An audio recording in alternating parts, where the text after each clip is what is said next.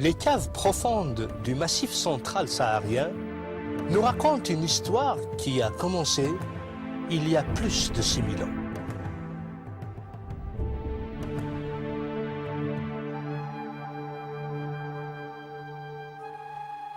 Une histoire de survie, de lutte contre les éléments, une histoire de découverte et de triomphe, de victoire et de déception. L'histoire d'un peuple qui a su capter l'essence de son identité, de la plier à volonté pour la protéger contre les menaces du temps. Un peuple, des tribus, une famille, les Berbères.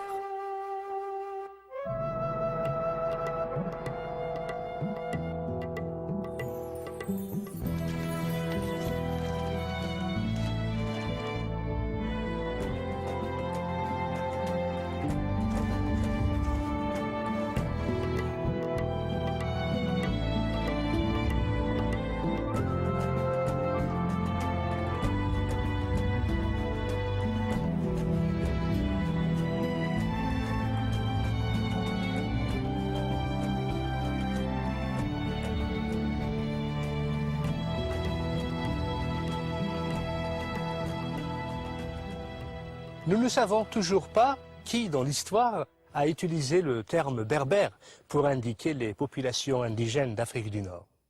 Peut-être les Grecs, en les désignant d'étrangers, ou encore les Romains, les appelant barbares.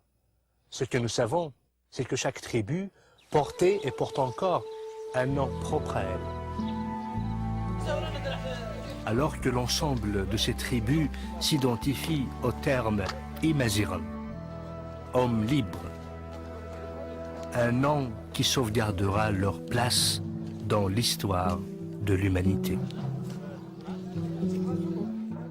Les historiens sont confus sur les origines de ce peuple, si fier et si tenace. Seraient-ils les autochtones de ce pays, comme semblent l'indiquer les stèles et les fresques murales, ou encore un mélange d'immigrants et d'autochtones? Les chercheurs, les anthropologues, les archéologues en général, qui ont fait des études approfondies sur l'Afrique du Nord, ont trouvé que de tout temps, en remontant à 5000, 8000, 10 000 ans, cette terre était toujours habitée. Et on ne voit pas de peuple ayant émigré d'ailleurs pour s'installer sur cette terre. Donc les Berbères ne viennent de nulle part. Ceci dit, ayant un rivage assez long de 3000 km avec la Méditerranée, donc tout le bassin méditerranéen a conflué vers l'Afrique du Nord, et on a vu aussi bien les Phéniciens comme premiers arrivants en Afrique du Nord, ensuite les Grecs, ensuite les Romains, même les barbares des Vikings étaient venus jusque-là, puisqu'il y a eu les Vandales à un moment donné qui étaient arrivés en Afrique du Nord. Donc l'Afrique du Nord a subi, ou plutôt bénéficié, des brassages humains de toute la Méditerranée. Qu'ils soient autochtones ou pas, une chose est cependant certaine, les Berbères ont occupé l'Afrique du Nord depuis plus de 6000 ans. Sur une terre qu'ils adorent, ils demeureront un peuple fier de sa culture et de son héritage. Un peuple qui, malgré les invasions, à travers les millénaires, a su garder et maintenir sa langue et son identité, l'identité berbère. Ce n'est ni la présence, ni encore l'absence de frontières qui aurait réussi à unifier ou à séparer le peuple berbère, puisque ce peuple, de toute son histoire, n'a jamais connu d'unité politique. Les diverses tribus ne s'alliaient que devant un ennemi commun. L'envahisseur, une fois le danger parti, chaque tribu reprenait sa vie, propre à elle. Que ce soit en Libye, en Tunisie, au Maroc ou en Algérie, les Berbères qui s'étaient bien établis, comme bergers et fermiers, retournaient chez eux, dans leurs villages et forteresses, qu'ils avaient érigés très loin dans les montagnes, vers les pics les plus inaccessibles. Certains ont trouvé refuge dans les îles Canaries et l'île de Djerba. Aujourd'hui, leurs descendants continuent à vivre dans ces régions lointaines.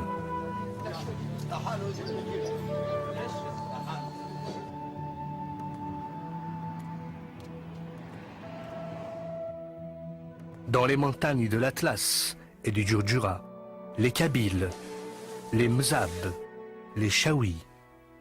Au Maroc, les Berbères du Rif, les Chlah et les Souss. En Égypte, à l'oasis de Siwa, en Tunisie et en Libye. Les Berbères se sont dirigés aussi vers le sud du continent africain. Le Mali, le Niger, la Mauritanie, le Burkina Faso et le Sénégal. Toutes ces régions abritent les Touaregs, les Berbères du Sahara, les hommes bleus du désert. Mais si les Berbères n'ont pas connu d'unité politique, ils ont par contre connu l'unité culturelle, linguistique et artistique. Dans les signes géométriques qui garnissent leurs poteries, leurs tapis, leurs bijoux, signes mystérieux et inconnus qui cachent une histoire commune. L'histoire d'un homme, d'une femme, d'un peuple. L'histoire des Berbères. Notre histoire commence ici, à l'intérieur de l'espace africain, où les Berbères, pendant des millénaires, ont joui des avantages que leur procuraient la mer et les plaines d'un côté, les montagnes et le désert de l'autre. Notre histoire commence en Libye. La Libye a connu pendant des milliers d'années la population berbère la plus importante de toute l'Afrique du Nord.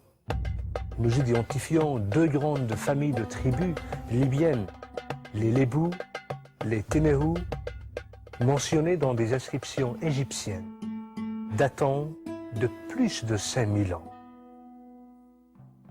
Ces inscriptions faisaient allusion aux migrations des peuples berbères en Égypte. Les tribus des Lébous vont finir par s'installer en Égypte, à l'est du delta. Ils payeront leur tribut aux autorités égyptiennes. Ils vont s'engager aussi dans l'armée. Des siècles plus tard, les Berbères vont finir par s'intégrer militairement, socialement, en Égypte. Ils vont prendre en autorité et en savoir-faire. Ils marqueront définitivement l'histoire de l'Égypte.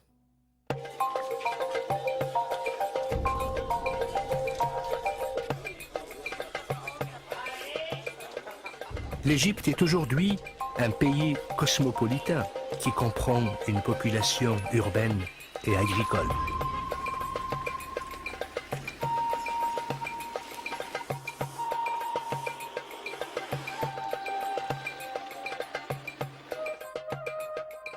Rien ne captive l'imagination comme les splendeurs de la civilisation égyptienne. Les pyramides de Giza, gardées par le grand sphinx. Les temples massifs de Luxor et de Karnak, garnis d'inscriptions diverses, détaillant avec précision les événements marquants de l'histoire de l'Égypte. L'Égypte des pharaons.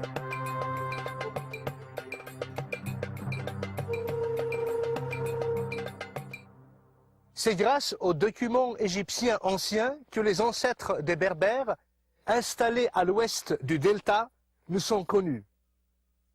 Il y a les Tehenou et les Temehou du 3e millénaire les Lebou et les Machewesh du 2e millénaire. Mais comment les Berbères ont-ils réussi à se constituer en véritable puissance, qui a même réussi au début du 1er millénaire à se rendre maître de l'Égypte?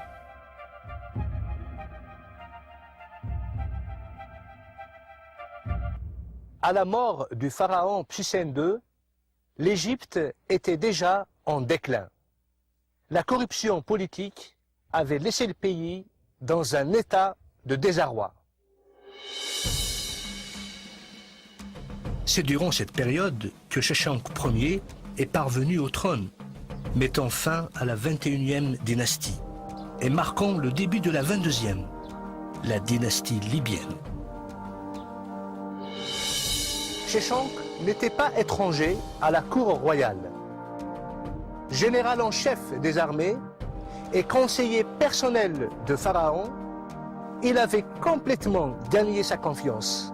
Il avait même épousé sa fille, Matka. De son beau-père Psusen II, Sheshonq avait hérité d'un royaume déjà affaibli. Mais Sheshonq n'était pas un homme à se laisser faire. Il a d'abord décidé de mettre les affaires du pays en ordre, en limitant l'influence des prêtres qui avaient abusé du pouvoir royal. Pour s'assurer de leur loyauté, il nomma son fils, Iyuput, comme grand prêtre d'Amon.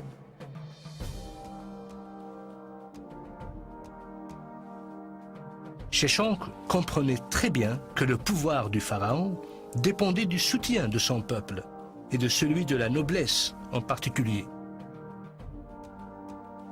C'est ainsi qu'il a permis aux seigneurs de la terre d'épouser les filles de la cour royale, pratique inhabituelle en Égypte.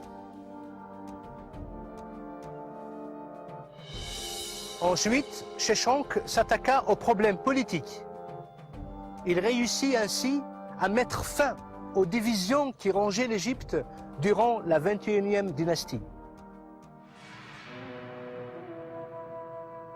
Il réunit une Égypte divisée entre Thèbes au sud et Thani au nord et établit ses fils dans des positions importantes, ce qui lui a permis d'exercer un pouvoir total dans les régions sensibles du pays. Sheshonq réalisait que la foi du peuple dans le royaume ne pouvait être solidifiée qu'en ravivant la puissance et la gloire que l'Égypte avait connues jadis. Il a repris alors une politique d'expansion et mena en Palestine une campagne victorieuse qu'il a commémorée et célébrée en entreprenant un programme de construction ambitieux dans le temple d'Amon-Ré à Karnak. C'est ainsi que Sheshonq a su consolider son autorité à la base, marquant un nouvel âge de prospérité dans un pays qui agonisait. Finalement, Sheshonq a noué des liens commerciaux étroits avec la cité